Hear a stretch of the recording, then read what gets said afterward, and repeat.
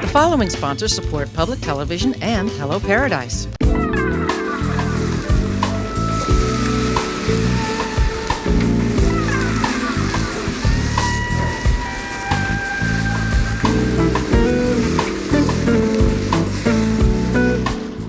Los Arboles Hotel, located in the Palm Springs Historic Movie Colony District. Tiled floored rooms, a courtyard pool, jacuzzi, event spaces, and El Mirasol Cocina Mexicana restaurant. LosArbolesHotel.com. Grand Residences, a welcome escape from the hustle and bustle of everyday life, with an array of services, amenities, and surprises.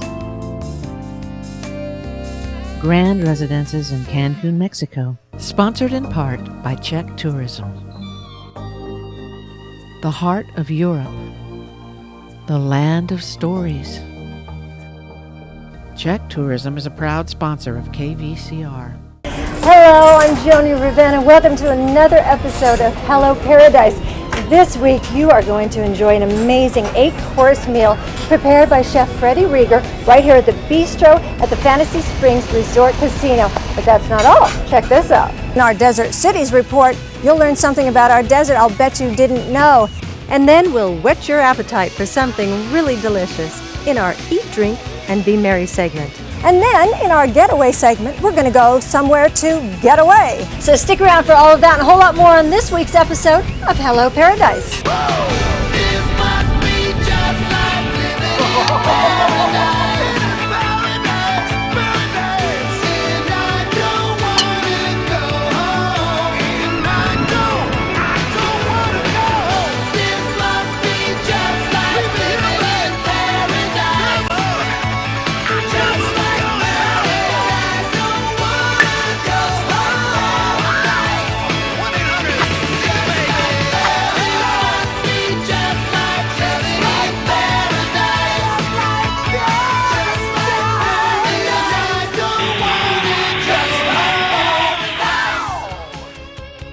Before I enjoy this amazing 8-course meal that's coming up, I'm going to go try my hand down at the slots. While I'm there, you check this out.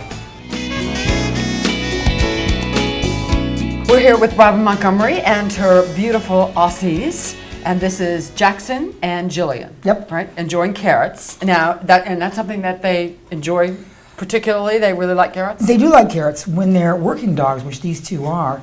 You know, when they're herding sheep, the herders will throw a carrot to them, like when they're working, because they don't have time to stop for a full meal. Right. Okay. And so they think a carrot is just like the best thing in the whole world. You know. Well, that's good. It's very healthy for them. Absolutely. There you go, Jojo. Now, when did you first get involved with Aussies? And you've always had Aussies. That's I've had another Aussies kind of dog. All Right? my life, I've had Aussies since I was a little girl growing up in Encino. And then, you know, I went to school. We didn't have Aussies. And then when I got married, our first dog was an Aussie. And I've had them now for 40 years. Wow. They're very interesting, but they're very long-lived. So I haven't had that many. So they'll live to be 17 years old. That's excellent. They're very interesting dogs, and their origins are bred by the Basque herders in up above Spain. And they were bred to herd the sheep from the English Shepherd and a Border Collie. And the bobtail, that's one of their hallmarks, is the bobtail. Okay. And they were brought here to the United States during the gold rush to herd sheep, because they're wonderful herding dogs. Mm-hmm. And unlike border collies are called specifically stare at you like that, the sheep. These don't. These are herding with their hips and their strength. They're just like moving the herd back. Yeah. You're going to go this way, because they're very strong. They're not as fast as a border collie, but they're stronger than a border collie. They're very smart. They're hard workers, and when they're done, this is the pose. They rest. I'm chill. rested, and they're always resting with their owner. Yeah. They love their owners. Mm-hmm. Now tell us, where did you get Jackson and Jillian? I got them when Elizabeth, my last dog, passed away. That day, Aussie Rescue, I've always been in touch with, came their picture, and it said adopt us. How wild is that? That I same was like, day. oh my God, this is meant to be. Yeah. So I called, and they were dogs from Lake Havasu, and they actually came off a ranch where they were actually working Aussies. And the owner had passed away, and he had to put them up for adoption to breed specific. So they were with a foster parent in Riverside.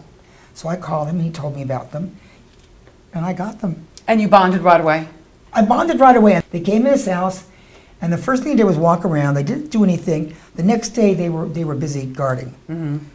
And they've only been with me a month, and you can see they're. I mean, it just seems like you've been together years. Yeah. They love their owners. They're very bonded with their owners. They're very, very smart. These are very smart dogs. Jackson, Carrot, yes. More, yeah. Jilly, Carrot.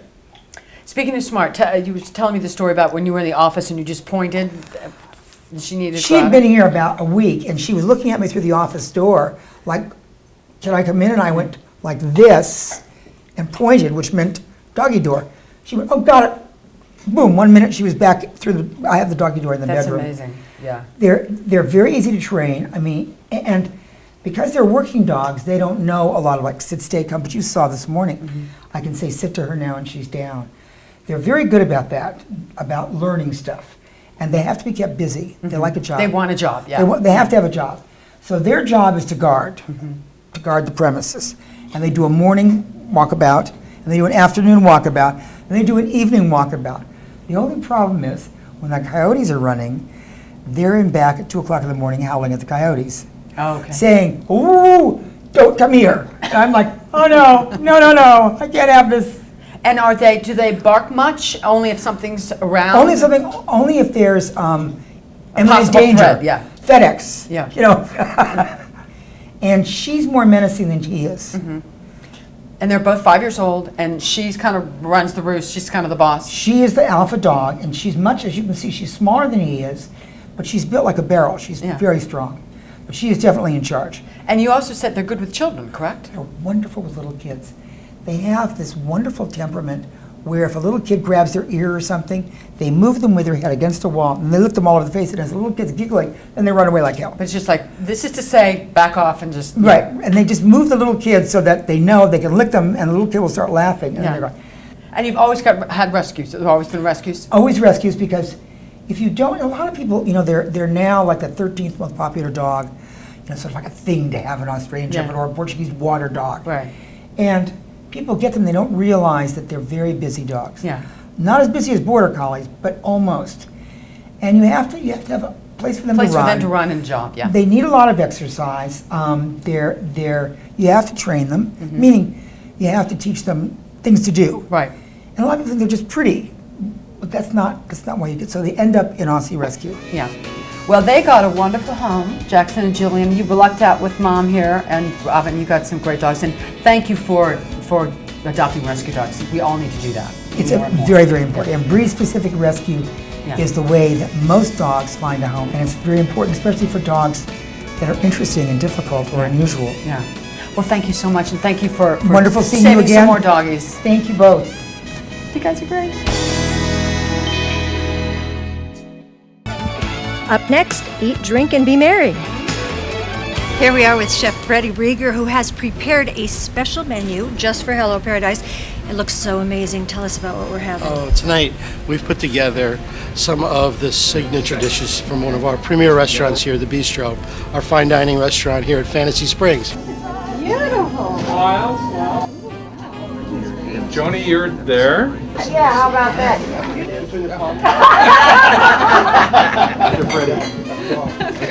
That looks so good. Tell us what we're having, Freddie.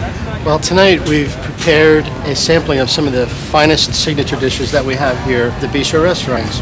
We're going to start you out with a quartet sampling of our signature appetizers. One is the roasted langostinos that is grilled with a little extra virgin olive oil and also a little miniature Peking duck slider.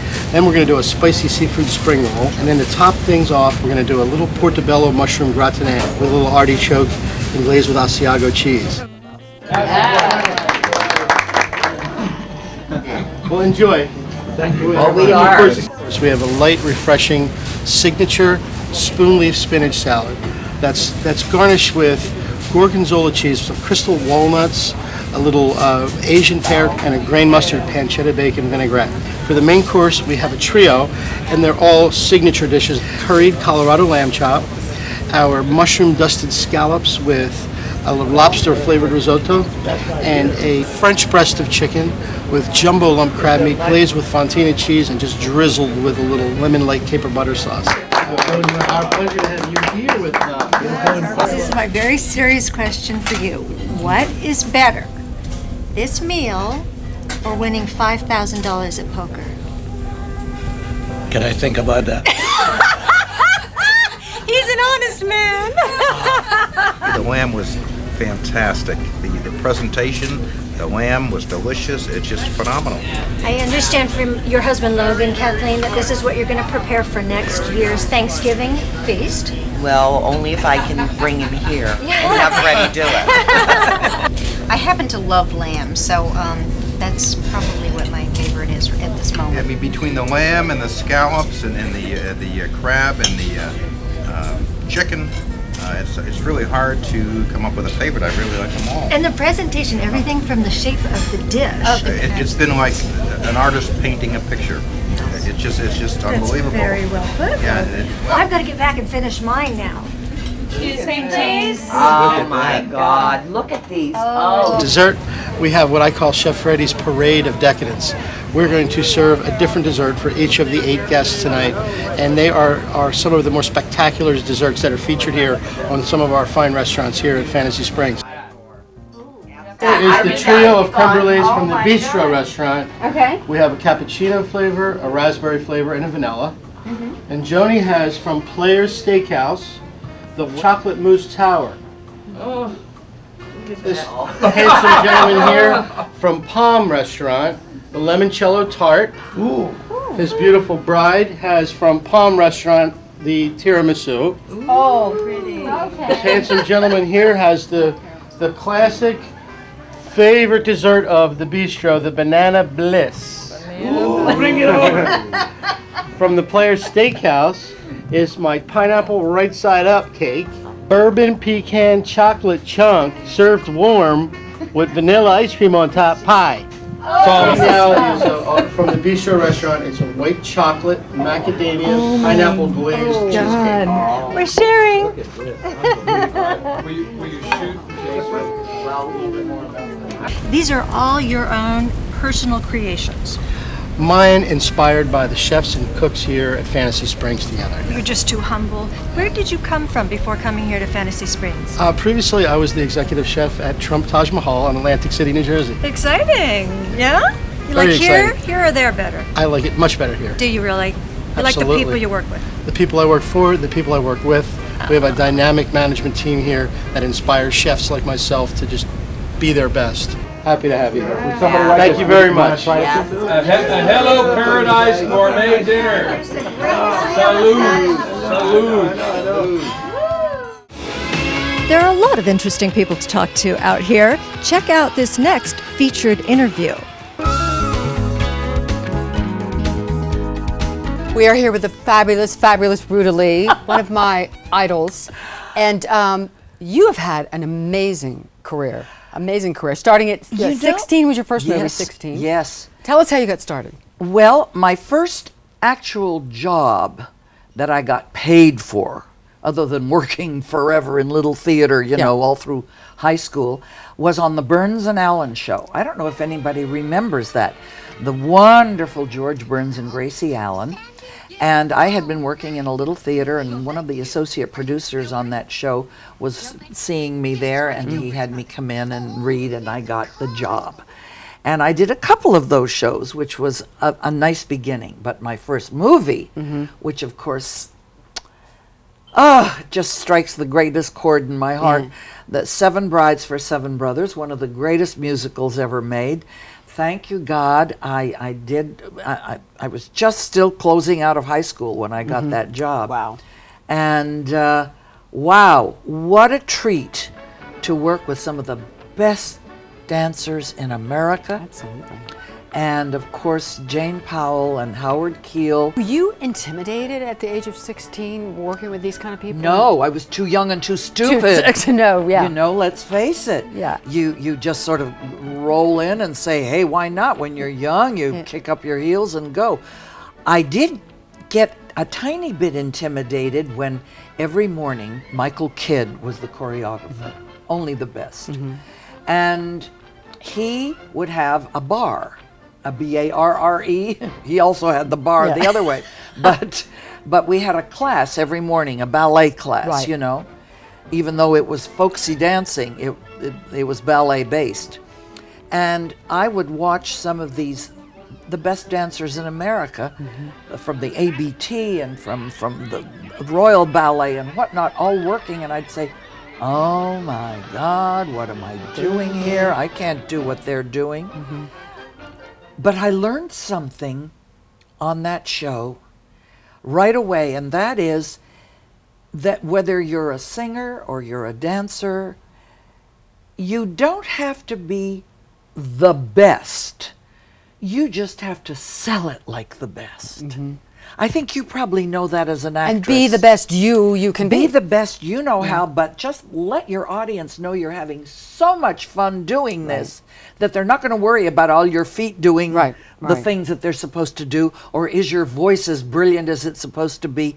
If you can sell that you're having a very good time doing it, it works. Yeah. And I discovered that I came off dancing just as well as the rest of them, even though I was a novice, you know, compared to those professionals. But boy, what an experience that was. Now, you were born in Canada? Is that Montreal. correct? And were your parents supportive of you becoming a performer? Sure. My mother thought that I was Lithuania's answer to Shirley Temple. Okay. Okay. You know, she didn't know about theater. She Yeah. didn't know about drama. She didn't know about anything. But she saw Shirley Temple, and movies. obviously I was a precocious child, and so she thought I should, you know, do something.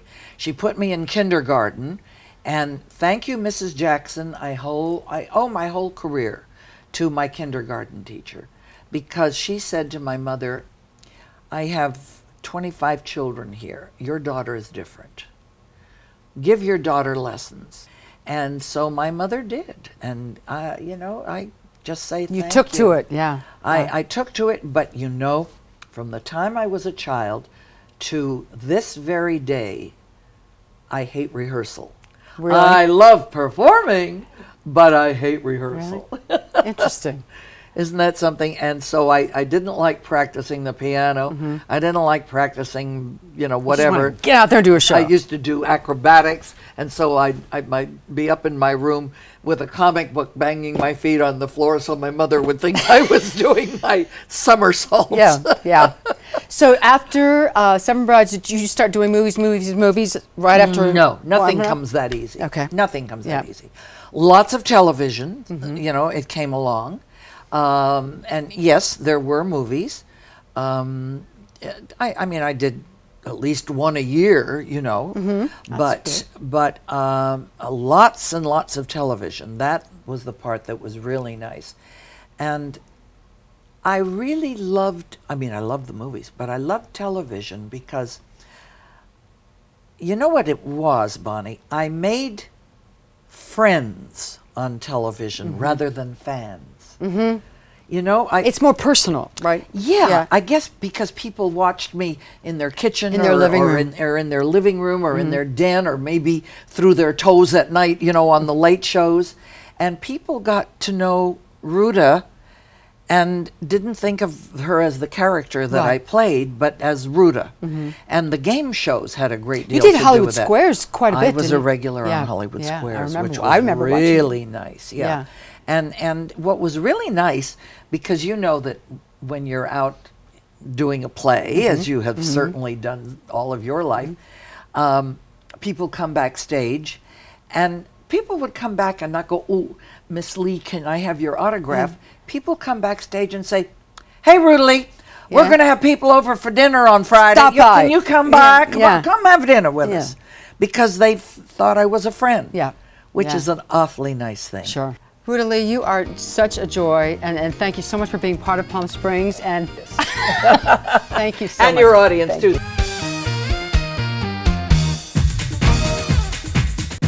So now we're taking you somewhere for a getaway.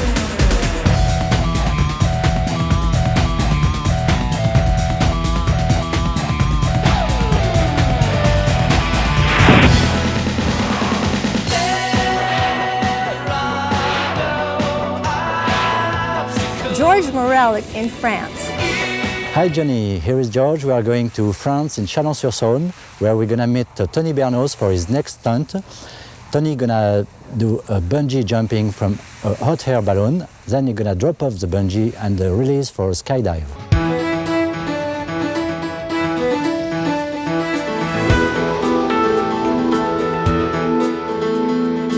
Tony Bernos is 32.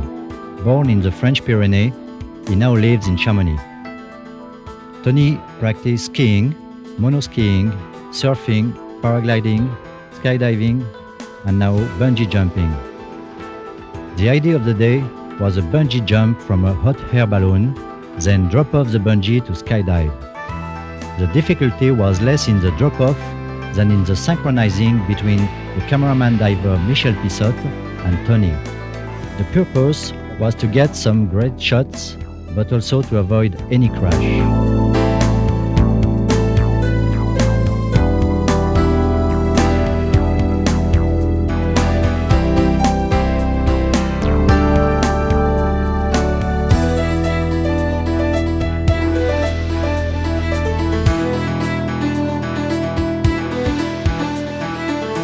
Considering the actual difficulty to use a bungee, at that time bungee jumping was illegal in France, the part was taken care by a pro team of Vertige Adventure. They are real professionals.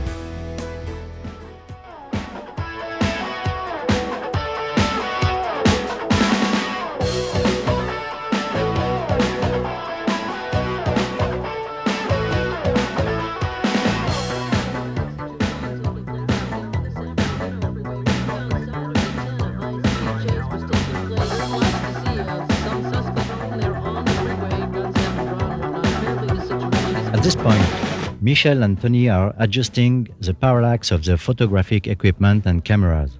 The element of danger was the altitude of the stunt, 3,200 meters above the sea level, 3,000 meters from the ground. The risk of collision between Tony and cameraman skydiver Michel Pissotte, they were as close as 1 meter.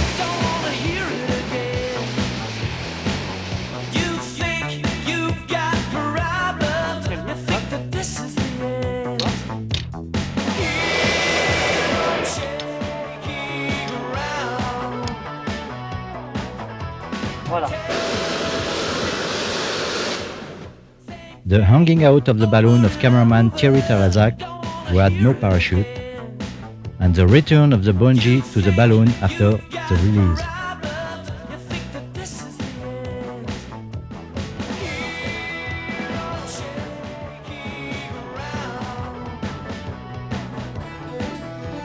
For the first attempt, Tony was using a spinnaker releaser, which opening was commanded by a small rope attached to his leg.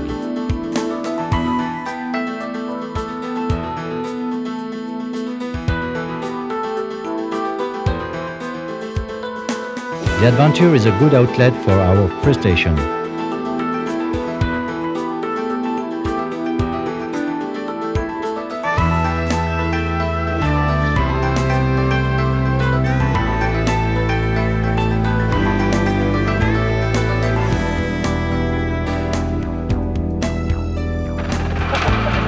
On est à 3002, Tony, c'est bon? Ouais, c'est la crèche. Allez, Tony, putain! Ça va, Tony! Ok, go!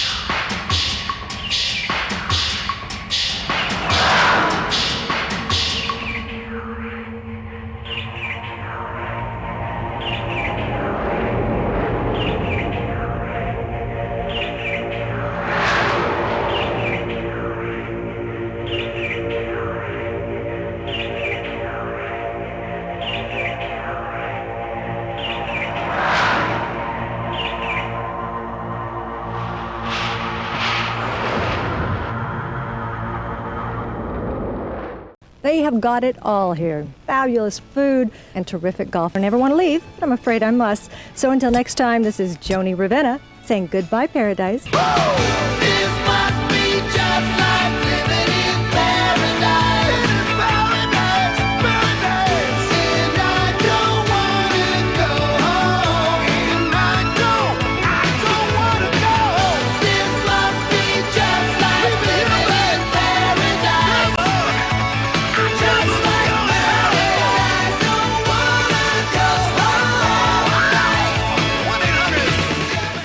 Joni's hair provided by Heads Up Hair Design, located at 460 South Palm Canyon Drive in Palm Springs. Heads Up is a full-service salon and day spa, located in the heart of downtown Palm Springs.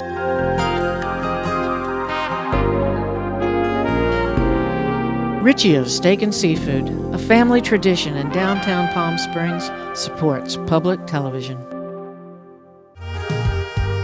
The Desert Entertainer proudly supports public television and KVCR. Grand Residences, a welcome escape from the hustle and bustle of everyday life, with an array of services, amenities, and surprises. Grand Residences in Cancun, Mexico, sponsored in part by Czech Tourism. The heart of Europe, the land of stories. Czech Tourism is a proud sponsor of KVCR.